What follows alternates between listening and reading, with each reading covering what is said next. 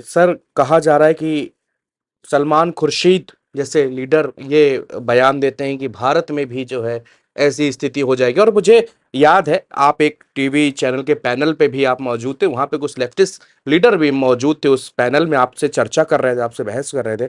उस दौरान वो लीडर्स भी यही बात कर रहे थे कि आप भी इंडिया में भी ये पॉसिबल है, हो सकता है तख्ता पलट। मैंने कई लोगों को उम्मीद है जिनके लिंक्स हैं बाहर की ताकतों के साथ, हॉस्टाइल इनमिकल पावर्स के साथ, हैं, जो कोई जयचंदों की कमी है इस मुल्क में, मीर जाफरों की कमी है इस मुल्क में। ये तो एक गद्दार जीन हमारे अंदर है।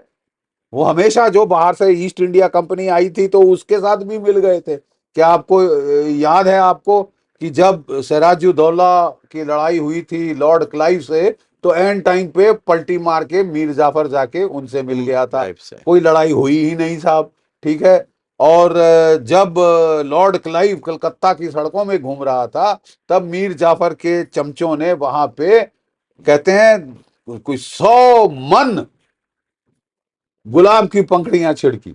अगर 100 मन पत्थर मार दिए होते तो ब्रितानवी सरकार यहाँ नहीं आई, कॉलोनाइज नहीं हुआ होता इंडिया। तो ये भी देखिए साहब, हमारी तो ये फितरत रही है हमारे कुछ तबकों की। तो वो बड़ा उम्मीद में बैठे हैं, लगाए बैठे हैं कि इलेक्शन से तो हम नहीं जीत सकते साहब।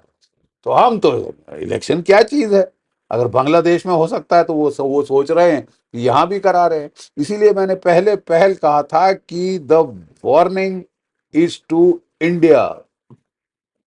ये बाहरी ताकतों की वार्निंग है कि हम जो तख्ता पलट बांग्लादेश में करा सकते हैं लीगली इलेक्टेड सरकार के खिलाफ, वो आपके खिलाफ भी करा सकते हैं। ये तो एक धमकी है ना, धमकी है। अब वो कर पाएंगे या नहीं ये दूसरा सवाल है।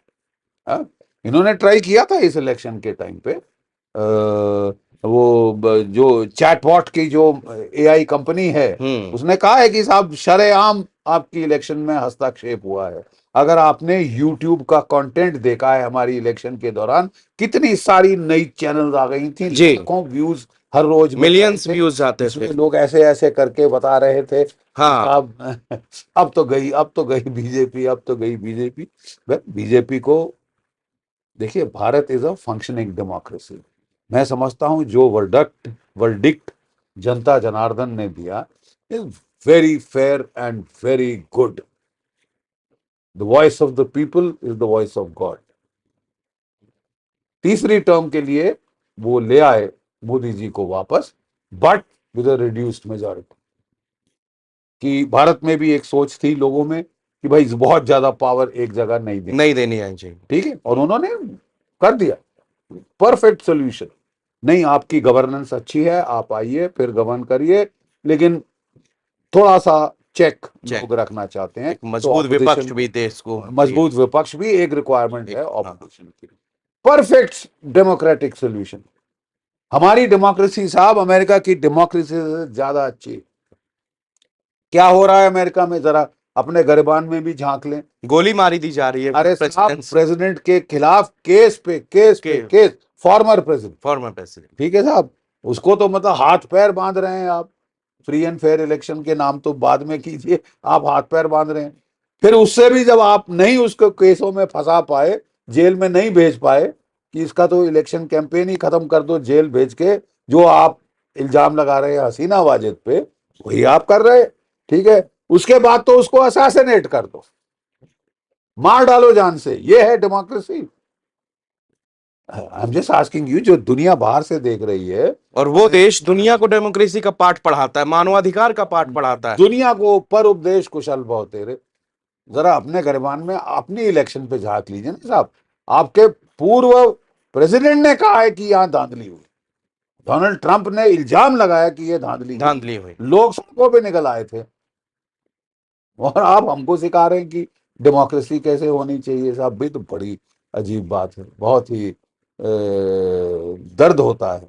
दूसरा साहब, अमेरिकन कह रहे हैं, एक रिपब्लिकन ने, मेरे ख्याल उम्मीद हमें भी नहीं छोड़नी चाहिए, हमें भी उम्मीद करनी चाहिए कि डोनाल्ड ट्रंप वापस आए, रिपब्लिकन वापस आए।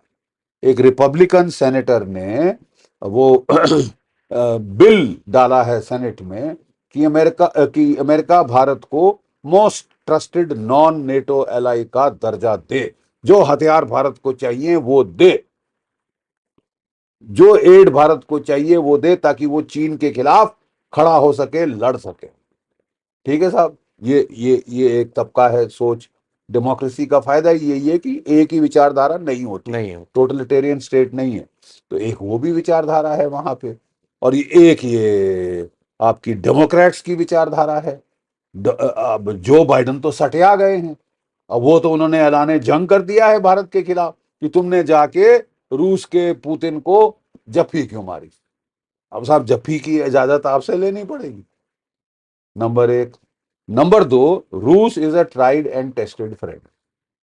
जब हमको जरूरत पड़ी, और 71 की लड़ाई, अब मैं था उस जंग में साहब, हमने देखा है कि उन्होंने बोला साहब जो हथियार चाहिए बोलो,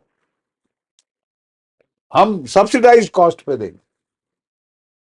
वो कह रहे थे ये तुपोलेव जेट बॉम्बर ले लो, तो उस वक्त नहीं नहीं साहब हम नहीं दिखाना चाहते कि हम आक्रामक देश है, जेट बॉम्बर नहीं चाहिए, फाइटर दे दीजिए। और फिर जब छम के ऊपर भारी हमला हुआ पाकिस्तान का, हमारे जो ट्रांसपोर्ट एयरक्राफ्ट थे उनसे बम गिराना पड़ा, ले लेते ना वो जो देख रहे थे। मतलब कहने का ये है कि उन्होंने हर मदद की। जब अमेरिका ने अपना जंगी भेड़ा भेजा, देखा कि पाकिस्तान तो पिट गया, धुल गया लड़ाई में, तो 7th फ्लीट को बे ऑफ बंगाल में भेजा था, याद है? जी।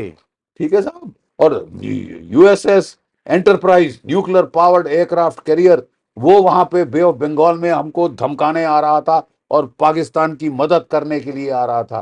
ठीक है, तब तब कौन हमारी मदद पे आया था? रूस ने अपनी न्यूक्लियर सबमरीन्स का बेड़ा वहां भेजा, बे ऑफ बंगाल में व्लादिवोस्तोक से वो आया, और जो अमेरिकन फ्लीट थी उसके पास वो सबमरीन बाहर निकल के खड़ी हुई, और जो रूसी कमांडर था उसका, उसने अपनी टोपी ऐसे करके मैंने तुमको बता दिया मैं भी यहाँ हूँ, मत समझना तुम जो मर्जी चाहो वो कर लोगे, मैं भी इधर हूँ।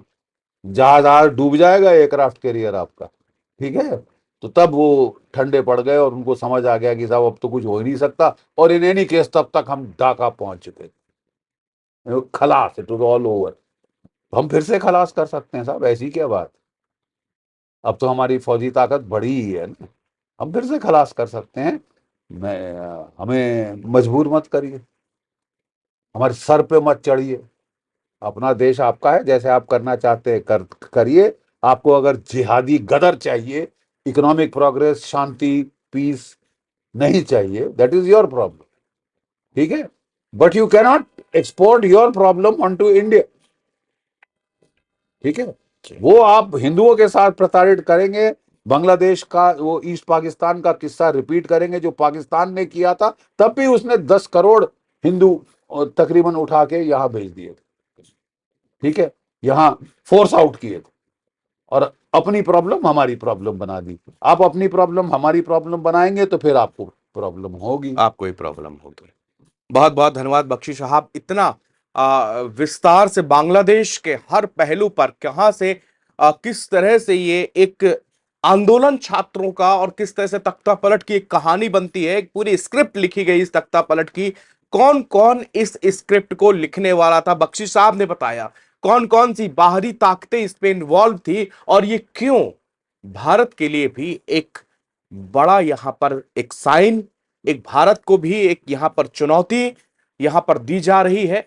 और वो किस तरह से चुनौती दी जा रही है, वो दुनिया भर के इन तमाम तख्ता पलटों की जो ये कहानी, और इस कहानी का रचयिता कौन है, वो जो पूरी दुनिया को अपने आप को लोकतंत्र का मसीहा बताता है, कभी वो मानवाधिकार का मसीहा बताता है, ऐसा देश जो इन सब हरकतों के पीछे जिसकी इन्वॉल्वमेंट रहती है, उस अमेरिका। और वहां पर जिस तरह से बांग्लादेश के अंदर जो कुछ किया, उसमें किस तरह से उसने अपनी इन्वॉल्वमेंट यहां पर दिखाई, ये अब भारत को सोचना होगा, भारत को समझना होगा, और इसी हिसाब से अपनी रणनीति भी आगे की तय करनी होगी। बहुत बहुत धन्यवाद बख्शी। Thank you.